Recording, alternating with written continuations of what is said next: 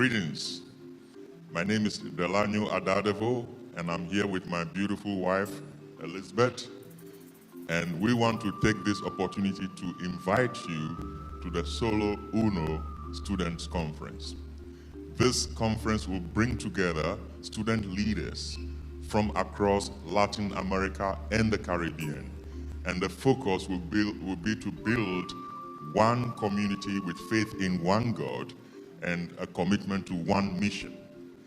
All through history, God has used students to change the destiny of their nations, to change the destiny of regions of the world.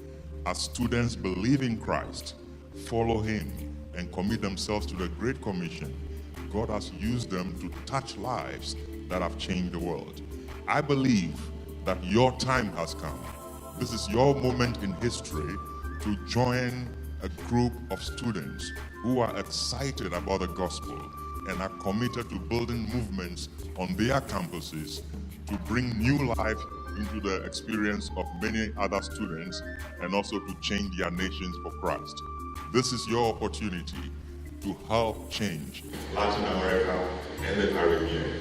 Be a part of Solo Uno.